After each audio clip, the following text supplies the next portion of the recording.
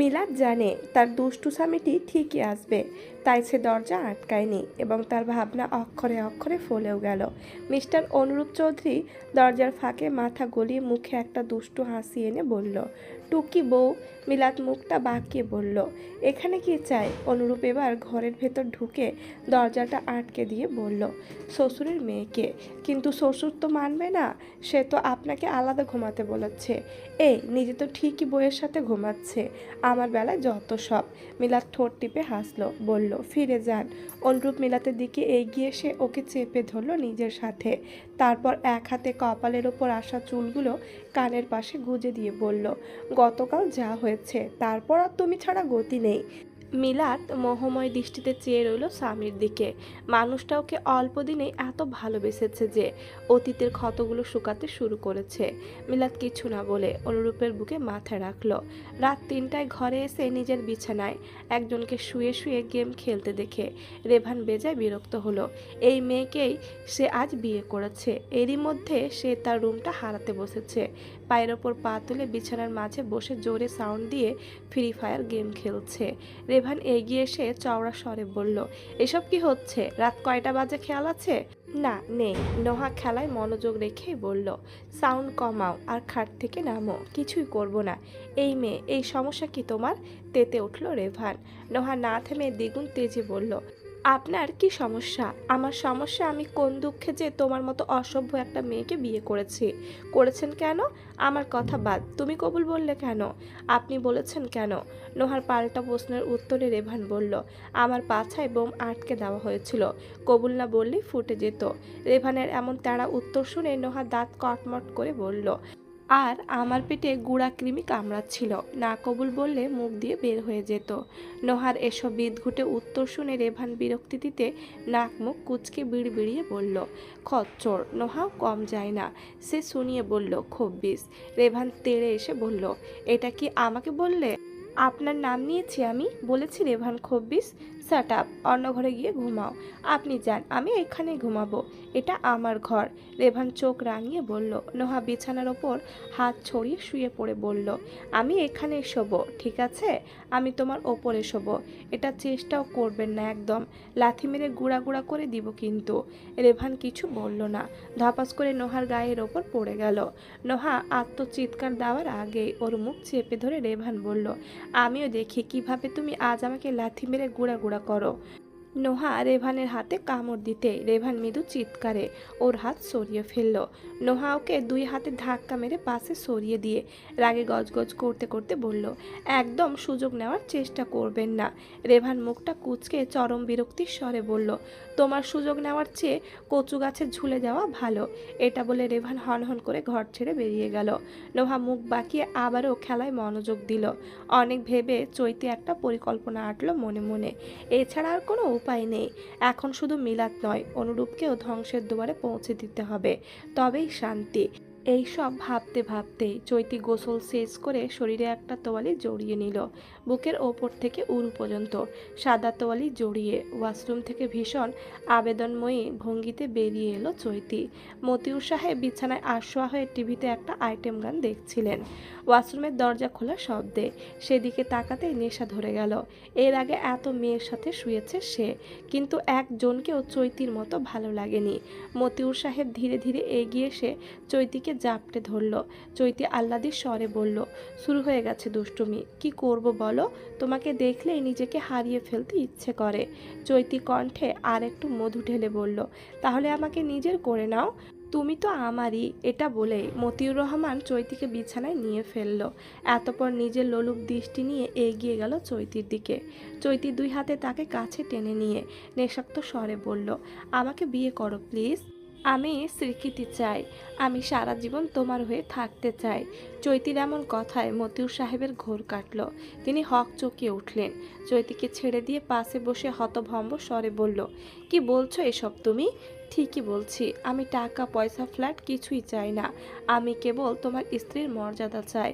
চৈতি, একটু বোঝার চেষ্টা করো, আমি বিবাহিত এবং আমার একটা মেয়েও আছে।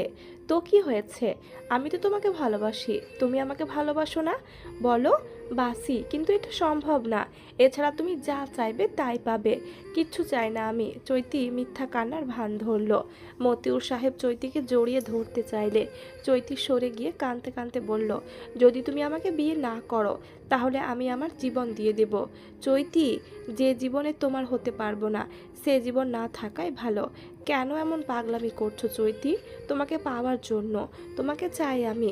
তুমি যদি আমাকে কালকের মধ্যে বিয়ে না করো তাহলে আমি নিজেকে শেষ করে দেব। মতিউর সাহেব কিছু একটা ভেবে বসা থেকে চৈতির কাছে উঠে গেলেন। আলতো করে জড়িয়ে ধরে আশ্বাস দিলেন, ঠিক আছে, আমি তোমাকে বিয়ে করব। এবার কেন্দ্র না আর পাগলি, নিজের ইচ্ছা চরিতার্থ করতে পেরে। চৈতি মতিউর সাহেবের বুকে মাথা রেখে কুটিল হাসল। মনে মনে বলল, অনুরূপ চৌধুরী, এবার খেলায় মজা আসবে, তাই না বল? নেই চেকমেট, পারলে রাজা বাছা। ফরজের আজানের আগে অনুরূপ আবার মিলাতের ঘরে চলে এলো। এতক্ষণ বইয়ের সাথে দুষ্টুমি, খুনসুটি, গল্প, আড্ডা চলেছে। এখন যেহেতু হিটলার শ্বশুর উঠবে তাই ঘরে এসে পড়ায় উত্তম। তবে অনুরূপও কম যায় না। এই ভোরেই ও গোসল সেরে নিল। এই ভেজা চুল নিয়ে শ্বশুরের সাথে নামাজে যাবে সে। হুট করে অনুরূপের বাবা মা আজ সকালে ঢাকা চলে এলো। এসে ছেলের ফ্ল্যাটের ছেলেকে না পেয়ে কলি বেগম ছেলেকে ফোন করলেন। অনুরূপ তখন নাস্তা করছিল, পাশে স্ত্রী আর শাশুড়ি বসে আছে। শ্বশুর কিছুক্ষণ আগেই নাস্তা করে বেরিয়ে পড়েছে। অনুরূপের আজ দুপুরে শিফট, তাইও সকালের সময়টা বইয়ের সাথে কাটাবে ঠিক করলো। কিন্তু সেই প্ল্যানে জল ঢেলেই মায়ের কলটা এলো। অনুরূপ রিসিভ করতে ওপাশ থেকে মায়ের তীক্ষ্ণ স্বর ভেসে এলো, কোথায় তুই? এই তো বাসায়। কার বাসায়? আমার বাসায়। মিথ্যে বলার আর জায়গা পাও না? মায়ের কর্কশ গলার স্বর শুনে অনুরূপ বুঝে গেল কাহিনী কি। ও তড়ি ঘড়ি করে বলল, সকালে একটু বেরিয়েছিলাম তো, আসছি এখনই। এসো। কলি বেগম ফোন রেখে দেওয়ার পরই অনুরূপ খাওয়া রেখে উঠে গেল। মিলাদ ভুরু কুচকে প্রশ্ন করল, কোথায় যাচ্ছেন? বাবা মা এসেছে হঠাৎ, আমাকে খবরও দেয়নি। ও আচ্ছা, তো খেয়ে যান। না না, এখনই যেতে হবে। এমনিতেই মা বুঝে গেছে আমি তোমাদের বাসায়। মিলাত হেসে ফেলল, বলল, আহারে, ঠিক আছে যান, আপডেট দিয়েন। অনুরূপ মিলাতের গাল টেনে কপালে চুমু দিয়ে চোখে চোখ রেখে গাঢ় গলায় বলল, আপডেট হলো আপনি তৈরি থাকিয়েন, খুব শিগগিরই আপনাকে উঠিয়ে নিয়ে যাব একেবারের জন্য। মিলাত চোখ নামিয়ে ফেলল লজ্জায়। অনুরূপ ওকে ছেড়ে গুনগুন করে গান গেয়ে উঠল, আমার গরু গাড়িতে বউ সাজিয়ে, ধুত্তুর ধুত্তুর ধুত্তুর ধু সানাই বাজিয়ে, যাব তোমায় শ্বশুর বাড়ি নিয়ে। মিলাতো তাল দিয়ে গাইল, তোমার ভাঙা গাড়িতে আমি যাব না, কারো ঘরের ঘরণী আমি হব না, করব না তো কোনো দিনও বিয়ে, আরে যাব তোমায় শ্বশুর বাড়ি নিয়ে। বইয়ের সাথে একটু খুনসুটি করে বেরিয়ে গেল অনুরূপ। শেষমেশ সব কিছু ঠিকঠাক করে মেয়েটাকে সব সময় নিজের কাছে রাখতে পারবে ভেবেই ভীষণ ভালো লাগায় মন ছেয়ে যাচ্ছে। গতরাতে এক ফোঁটা ঘুমায়নি রেভান। যে ছেলে ভীষণ স্বাস্থ্য সচেতন ছিল, সিগারেট পর্যন্ত ঠোঁটে ছোঁয়াতো না, সে এখন চেন স্মোকার।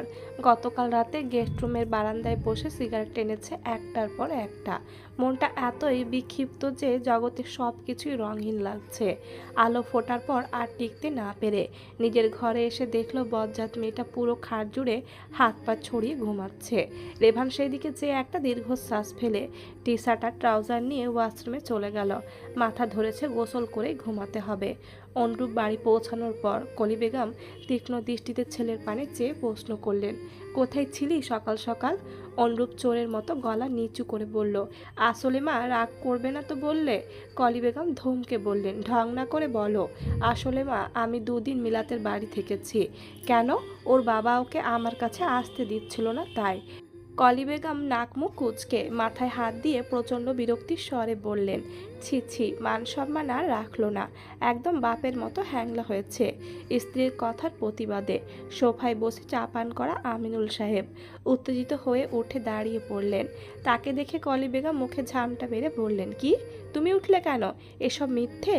তুমিও এমন ছিলে, এক রক্ত না। এবার আর প্রতিবাদের সাহস পেলেন না তিনি, আবার আগের জায়গায় বসে পড়লেন।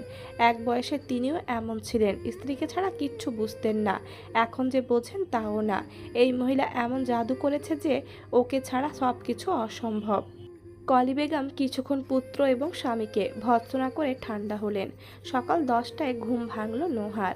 আড়মোড়া ভেঙে হাই তুলে উঠে বসতে দেখলো সোফার ওপর শুয়ে আছে লোকটা, দুপা ভাঁজ করে।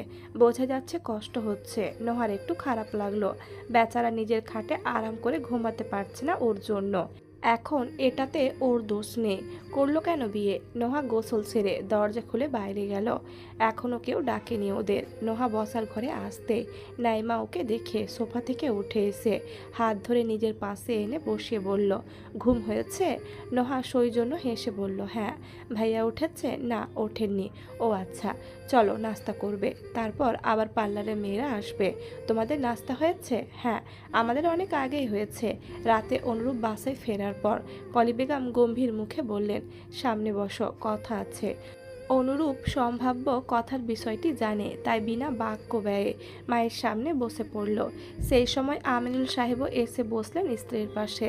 কলি বেগম স্বামীর দিকে একবার চেয়ে নিয়ে বললেন, তোমার বাবা আর আমি ঠিক করেছি শুক্রবার মেয়ের বাড়ি যাব। মায়ের কথা শুনে অনুরূপ খুশি হয়ে গেল। কলি বেগম আরও বললেন, তোর বিয়ে নিয়ে কত কিছু ভেবে রেখেছিলাম আমি, কিন্তু তুই সব মাটি করেছিস। তবু আমি করব সেসব যা ভেবে রেখেছিলাম। তোর শ্বশুরের নাম্বার দে, তোর বাবা কথা বলবে। অনুরূপ মায়ের কথা শুনে ভীষণ খুশি অনুভব করলো। বাবাকে শ্বশুরের নাম্বার দিয়ে রুমে গিয়ে মিলাদকে ফোন করলো। মিলাদ রিসিভ করার সাথে সাথেই অনুরূপ প্রচণ্ড উচ্ছ্বাস নিয়ে বলল, শুক্রবার বাবা মা আসছে তোমার বাড়ি। আমাদের মনে হয় আবার বিয়ে হবে। কেন?